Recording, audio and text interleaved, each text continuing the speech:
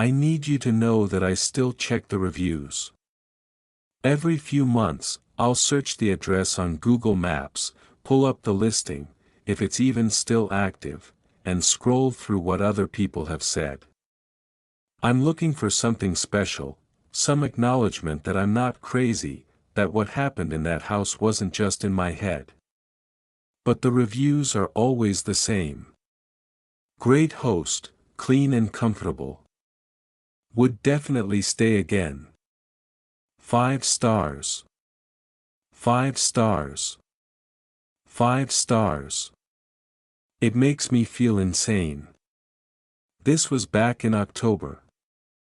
I had to go to Phoenix for a conference, 3 days of panels about digital marketing strategies that my boss insisted would be transformative for our team.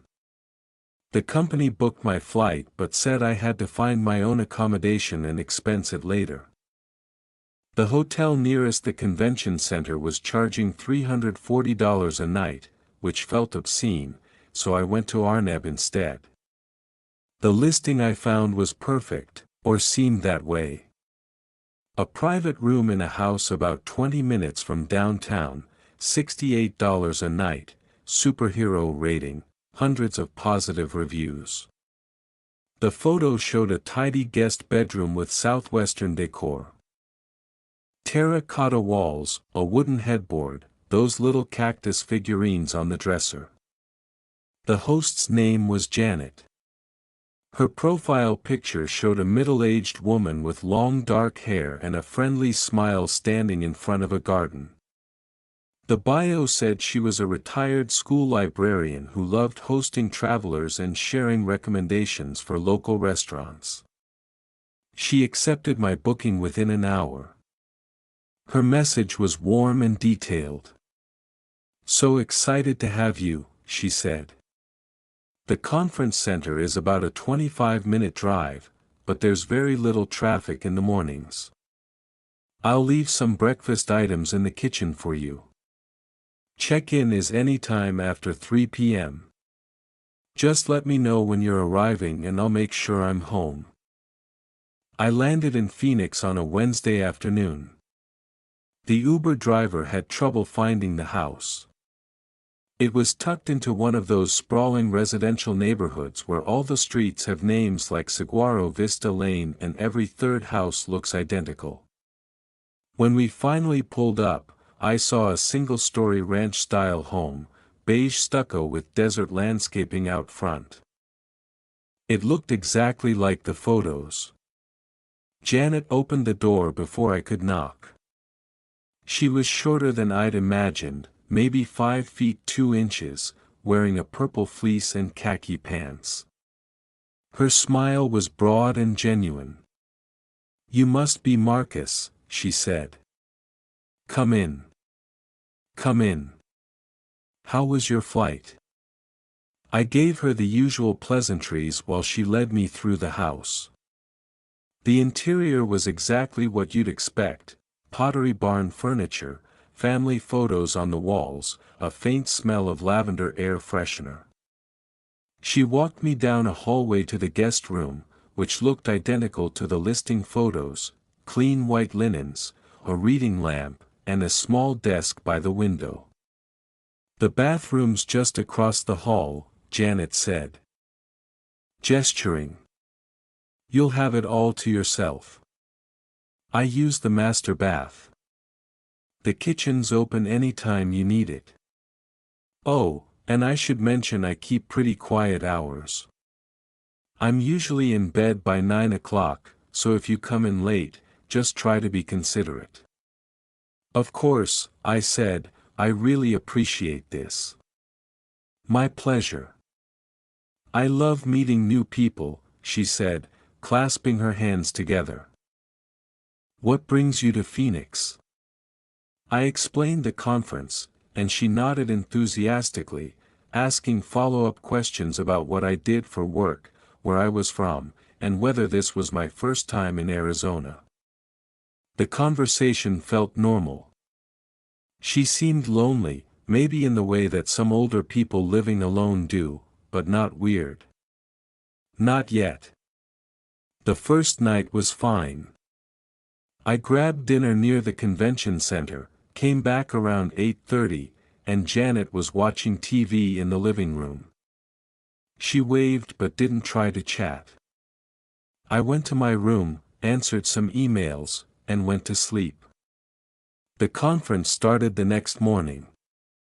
I left early, sat through 6 hours of presentations about SRO optimization and customer retention metrics. Then grabbed drinks with some colleagues. By the time I got back to the house, it was almost 11 o'clock. I used the key that Janet had given me to let myself in quietly. The house was dark, except for a light coming from under Janet's bedroom door at the end of the hall. I tiptoed to my room, brushed my teeth, and got into bed. That's when I heard her talking. It was muffled coming through the wall we shared, but it was definitely her voice. At first, I assumed she was on the phone, but the rhythm was off. She'd say something, pause for a few seconds, and then continue. I couldn't hear any second voice. No sound of a TV or radio. Just Janet speaking in a low, steady murmur that I couldn't quite make out. I tried to ignore it. Maybe she was doing one of those voice journal things, recording her thoughts for the day. People do that, right? Or reading aloud. I put in my earbuds and listened to a podcast until I fell asleep. The next day was Friday, the last day of the conference. I had breakfast in the kitchen. Janet had left out bagels and cream cheese like she'd promised. But I didn't see her. There was a note on the counter: "Hope the conference is going well. Help yourself to anything in the fridge. J." I spent the day at panels and then went to the closing reception. I didn't get back until almost midnight. Again, the house was dark except for Janet's room. And again, as soon as I got into bed, I heard her voice through the wall. This time, I tried to listen. I turned off my fan, held my breath, and pressed my ear near the wall. Her voice was clearer now. She was speaking in full sentences, pausing between them as if she were having a conversation, but I still couldn't hear anyone responding. "I think he's very polite," she said. "He works in marketing from Ohio, I think he said. Or maybe Iowa." A pause. "No, just the 3 nights. He's leaving tomorrow morning." Another pause. "No, I haven't asked him yet. I wasn't sure if it would be appropriate." My stomach did a weird flip. She was talking about me, but to whom? I sat there for a while listening but couldn't make out much more. Eventually, I convinced myself she was just on the phone, maybe with a sister or a friend, and that I was just being paranoid. I put my earbuds back in and eventually fell asleep. Saturday morning, I packed my bag and left it by the door. My flight wasn't until 6 p.m., so I had the whole day to kill. Janet was in the kitchen when I came out, making coffee. "Morning," she said brightly. "Can I get you a cup?" "Sure, thanks." She poured me a mug and slid it across the counter. "So, last day. How was the conference?" "Good. Productive."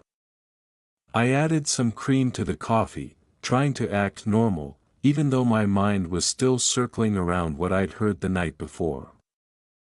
"I really appreciate you hosting me." "Oh, it's been wonderful having you."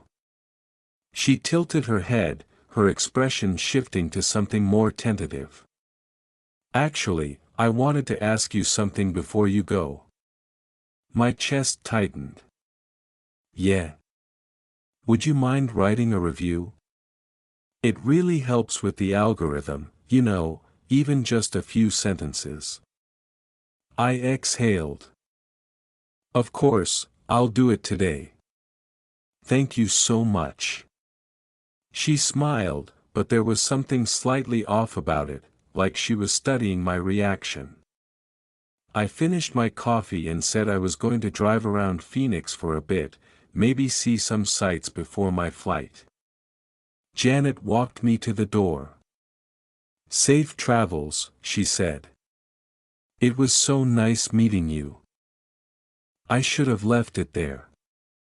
I should have gotten in my rental car, driven to the airport, written a polite 5-star review, and never thought about Janet again. But I didn't. I drove to a coffee shop about 10 minutes away and sat there with my laptop killing time. And because I'm the kind of person who can't let things go, I started searching. First, I pulled up Janet's Arneb profile again and scrolled through the reviews. There were hundreds of them spanning back years. All glowing, all generic. Janet was a wonderful host. The room was clean and comfortable, great communication. But then I noticed something. A lot of the reviews mentioned her talking to someone. Not in a creepy way. More like an offhand observation.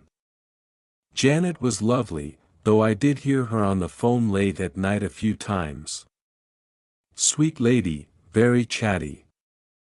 I think she video calls with family in the evenings because I could hear her talking in her room. I clicked on one of the reviewer profiles, a guy named Derek who'd stayed there 8 months ago. B's review mentioned hearing Janet chatting with someone through the wall but said it didn't bother him. I looked at his other reviews, normal stuff, hotels, cabins, a beach house in California. Then I clicked on another profile, a woman named Ashley. She'd also mentioned hearing Janet talking at night. I opened her profile to check her other reviews and froze. Ashley had only left one review, just Janet's. I went back and started clicking through more of the names. Out of the 30 most recent reviews, almost a third of them had only reviewed Janet's listing. No other stays and no other hosts, just hers. I told myself it didn't mean anything. Plenty of people only use Arneb once. Right? Or maybe they just didn't bother reviewing other places, but then I looked closer at the accounts themselves. No profile pictures or verification badges. The bios were blank or generic, things like love to travel or excited about exploring new places. And the writing in the reviews had this sameness to it. Not identical, but similar in tone. Lots of exclamation points. Lots of the phrases would definitely stay again. I sat there in that coffee shop, staring at my screen, feeling something cold settle into my chest. I pulled up Facebook and searched for Janet's name, plus Phoenix, Arizona. I found her pretty quickly, the same profile picture from Arneb. Her page was public, with lots of posts about gardening, book recommendations, and pictures of her cat. Normal stuff. But when I scrolled back through her timeline, I noticed that a lot of her posts had zero engagement, no likes and no comments. The few that did have comments were from accounts that looked off, generic profile pictures, names like Susan Miller and Tom Richards. The kind of names that sound fake because they're too normal. I clicked on one of them, Susan Miller. Her profile had barely any information, a handful of friends, all of whom looked equally generic, and a few posts about the weather and motivational quotes. I clicked on another commenter. Same thing. My hands were shaking now. I didn't know what I was looking at, but it felt wrong. I went back to the Arneb reviews and clicked on the earliest one I could find. A review from 4 years ago, right when Janet's listing first went live. It was from an account called Michael P. The review was short: "Janet is a great host, very welcoming and kind. The room was perfect." I clicked on Michael P.'s profile, the same as the others. No reviews or pictures. He joined Arneb the same month he reviewed Janet's place. I know how this sounds, and I know what you're thinking, but maybe I'm being paranoid. I'm seeing patterns where there aren't any. But I sat in that coffee shop for 2 hours clicking through profile after profile, and I'm telling you, a huge chunk of Janet's reviews were fake. Not all of them. Some seemed real, people with full profiles, multiple reviews, and actual travel histories. But mixed in with them were dozens of accounts that existed solely to review her listing. The question I couldn't answer was why. If you're faking reviews to boost your ratings, wouldn't you do it at the beginning when you have no credibility? Janet's listing had been active for years. She had plenty of real reviews. Why keep making fake ones? Unless it wasn't about the rating. I thought about the conversations I'd heard through the wall, the pauses, the one-sided dialogue. I haven't asked him yet. A horrible idea occurred to me. I opened my Arneb app and looked at the message thread between me and Janet. Her responses have always been quick, warm, and detailed. I scrolled up to the very first message, the one she'd sent me when she accepted my booking. "So excited to have you," she said. I searched for her name on Arneb again and pulled up her profile. Then I started clicking through the inboxes of the reviews, checking to see if anyone had posted screenshots of their message exchanges with her. One person had a guy named Kevin who'd stayed there 2 years ago. He'd posted a screenshot of Janet's welcome message in his review as an example of great host communication.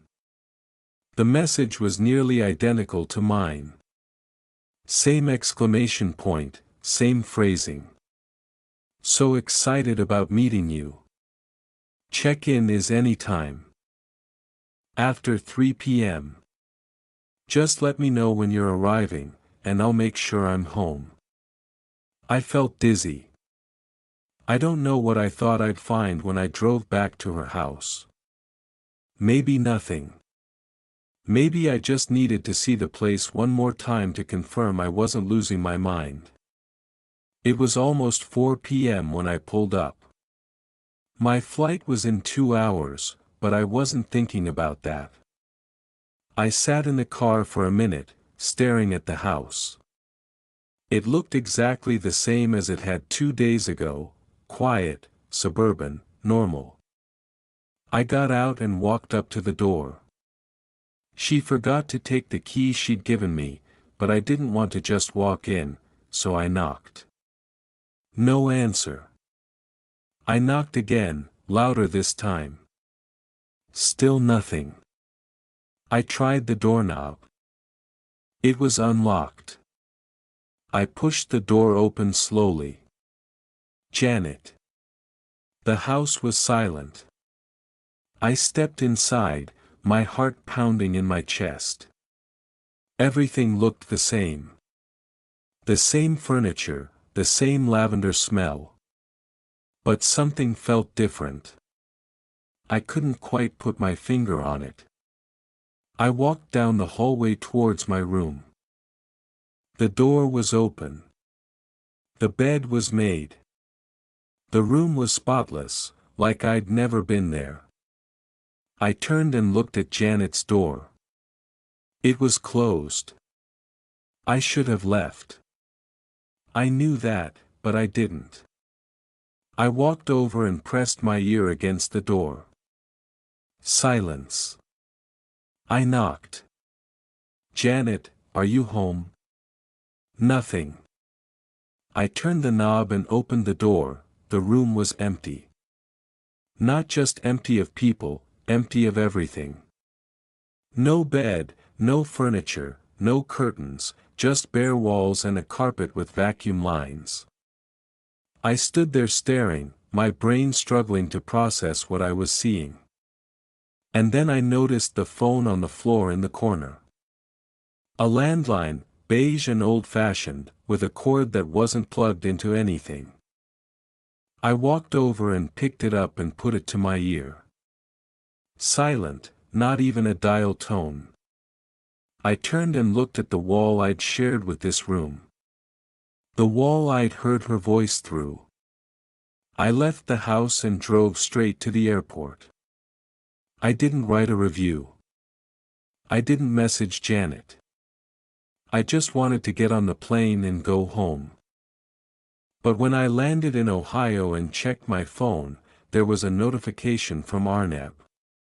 Janet sent you a message. I opened it. Hi, Marcus. I hope you got home safely. I noticed you haven't left a review yet. I'd really appreciate it if you could take a moment to share your experience. It helps so much. Thanks again for staying, Janet. I stared at the message for a long time. Then I blocked her and deleted the app. Like I said, I still check the reviews sometimes. The listing's still active. People are still staying there, still leaving 5-star ratings. Last week, I saw a new review from someone named Marcus K. It said, Janet was a wonderful host, very welcoming and kind. The room was perfect. I would definitely stay again. I've never written a review in my life.